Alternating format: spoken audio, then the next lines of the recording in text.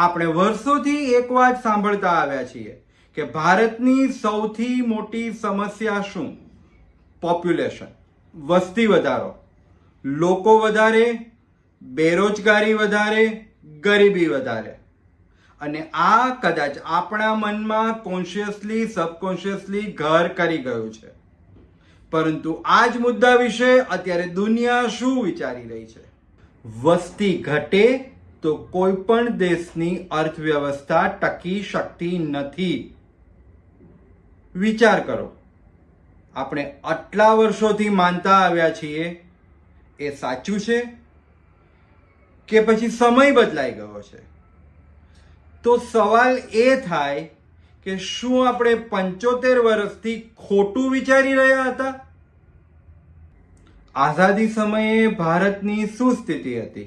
ખોરાકની અછત, પાણીની મર્યાદા, રોજગારી ઓછી અને વસ્તી કૂદકે ને ભૂસકે વધી રહી હતી. ડર માત્ર એટલો જ હતો કે જો આપણા રિસોર્સિસ ખૂટી જશે તો. અને એ માટે ભારતે એક ખૂબ જ આકરો નિર્ણય લીધો, કુટુંબ નિયોજન. 1952માં ભારત વિશ્વનું પહેલું રાષ્ટ્ર બન્યું કે જેણે નેશનલ પોપ્યુલેશન પ્લાનિંગ પ્રોગ્રામ શરૂ કર્યો. અમે બે, અમારા બે.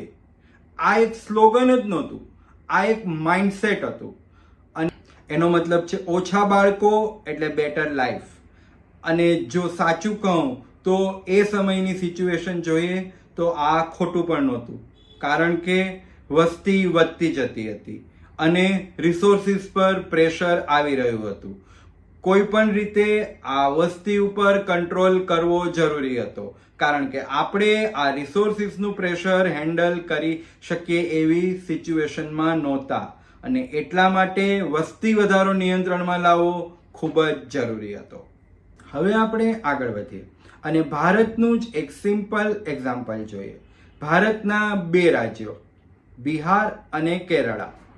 અહીં આપણે માત્ર NFHC ના ડેટાને જ કમ્પેર કરીશું. તો સૌથી પહેલા જોઈએ કેરળ.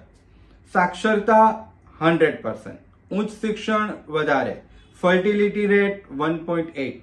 જ્યારે બિહાર ઉચ્ચ શિક્ષણ ઓછું, સાક્ષરતાનો દર પ્રમાણમાં ઘણો નીચો, ફર્ટિલિટી રેટ 3. તો ડિફરન્સ શું છે? પોપ્યુલેશન? ના, આ તફાવત છે હ્યુમન ડેવલપમેન્ટનો. જ્યાં એજ્યુકેશન છે ત્યાં ફર્ટિલિટી રેટ ઓછો છે. NFHC પણ કહે છે કે જ્યાં મહિલાઓમાં સાક્ષરતાનો દર વધારે ત્યાં પોપ્યુલેશન કંટ્રોલ વધારે, અને જ્યાં મહિલાઓનો સાક્ષરતાનો દર ઓછો ત્યાં ફર્ટિલિટી વધારે, એટલે પોપ્યુલેશન વધારે. તો આનો મતલબ શું છે કે શું પોપ્યુલેશન કાયદાથી જ કંટ્રોલ થઈ શકે? ના, પોપ્યુલેશન એજ્યુકેશનથી કંટ્રોલ વધારે એફિશિયન્ટલી થાય છે. પરંતુ ટ્વિસ્ટ હવે આવે છે. દુનિયા બદલાઈ રહી છે. આપણે જાપાનની વાત કરીએ, એક સમયનું વર્લ્ડ પાવર. ત્યાંનો પ્રોબ્લેમ શું છે?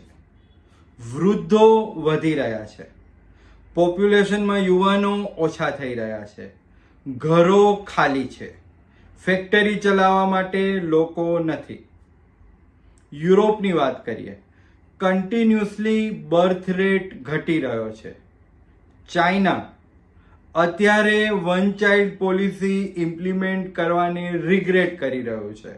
મેન્યુફેક્ચરિંગ ફેસિલિટી બહુ જ છે, પરંતુ એને સંભાળનારા લોકો ઘટી રહ્યા છે. તો આનો મતલબ શું થયો?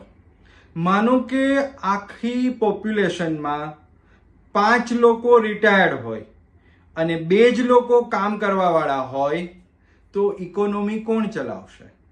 ટેક્સ કોણ ભરશે? એફિશિયન્ટલી વર્ક કોણ કરી શકશે? અને એટલા માટે જ આ બધા દેશો એક મોટો પ્રોબ્લેમ ફેસ કરી રહ્યા છે કે કાર્યકારી લોકો ઓછા, આશ્રિતો વધારે. એટલા માટે અત્યારે વિકસિત રાષ્ટ્રો શું કરી રહ્યા છે? લોકોને રોકી નથી રહ્યા, પરંતુ લોકોને એમના કન્ટ્રીમાં બોલાવી રહ્યા છે. કેનેડા જર્મની, ઓસ્ટ્રેલિયા આ બધાએ પોતાના ઇમિગ્રેશન રૂલ્સને વધારે સરળ બનાવ્યા છે. લોકોને જોબ્સ આપી રહ્યા છે. વિઝાના નિયમો હળવા કર્યા છે. કારણ કે એ લોકોને સમજાઈ ગયું છે કે જો દેશને ચલાવવો હશે, ઇકોનોમીને ચલાવી હશે તો અમને લોકોની જરૂર પડશે. અને અહીં ખૂબ મોટો રોલ ભજવી શકે છે ભારત. અત્યારે દુનિયા શું શોધી રહી છે? Young working people. અને ભારત પાસે શું છે? દુનિયામાં સૌથી વધારે યંગ વર્કિંગ પીપલ. એટલે આ એક બહુ મોટી તક છે. માત્ર ભારતમાં જ નહીં પરંતુ વિદેશમાં પણ જઈને કમાવાની. ભારતના લાખો લોકો વિદેશોમાં જઈને આ ઓપોર્ચ્યુનિટીનો ઉપયોગ કરી રહ્યા છે. કેનેડા, યુએસ, ગલ્ફ, ઓસ્ટ્રેલિયા આ બધી જગ્યાએ ભારતીય લોકો ગયા છે અને ત્યાં કામ કરી રહ્યા છે. અને આ બહાર કામ કરતા લોકો શું કરે છે? પૈસા મોકલે છે, રેમિટન્સ. ભારત વિશ્વમાં સૌથી વધારે રેમિટન્સ મેળવતું કન્ટ્રી છે. $100 બિલિયન કરતાં પણ વધારે દર વર્ષે રેમિટન્સ ભારતમાં આવે છે. આ મીન્સ લોકો ફેમિલીને સપોર્ટ કરે છે, એજ્યુકેશનમાં સપોર્ટ કરે છે અને ઇનડાયરેક્ટલી એ ભારતની ઇકોનોમીને વધારે સ્ટ્રોંગ બનાવે છે. તો આ પોપ્યુલેશન ફક્ત બોજ નથી, તે ગ્લોબલ એસેટ છે. હવે એક ડીપર સવાલ, સાચી સંપત્તિ શું છે? Properties, stocks, gold? ના, સાચી સંપત્તિ છે વર્કિંગ એજ પોપ્યુલેશન. કારણ કે જો એજ નહીં હોય તો પ્રોપર્ટી કોણ ખરીદશે? ફેક્ટરી કોણ ચલાવશે? ડિમાન્ડ કોણ જનરેટ કરશે? જાપાનમાં આજે હજારો ઘર ખાલી છે કારણ કે લોકો જ નથી. એક સૌથી મોટું સત્ય, તમે નોટો છાપી શકો છો પરંતુ લોકોને છાપી શકતા નથી. એક નાના બાળકને કામ કરવાની ઉંમર લાયક સુધી પહોંચવામાં 20 વર્ષ લાગે જ છે. એ ઓવરનાઇટ નથી બની શકતું. હવે સવાલ બદલાઈ ગયો છે, પોપ્યુલેશન કંટ્રોલ કે પછી પોપ્યુલેશન મેનેજમેન્ટ? એકચ્યુઅલી પ્રોબ્લેમ પોપ્યુલેશનમાં નથી. પ્રોબ્લેમ ત્યાં છે કે આ પોપ્યુલેશનનો આપણે કેવી રીતે ઉપયોગ કરીએ છીએ. આપણું ફોકસ ક્યાં હોવું જોઈએ?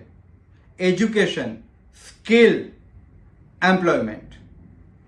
10 અનસ્કિલ્ડ વર્કર કરતાં એક સ્કિલ્ડ વર્કર વધારે વેલ્યુબલ છે. દુનિયાને આજે શું જોઈએ છે?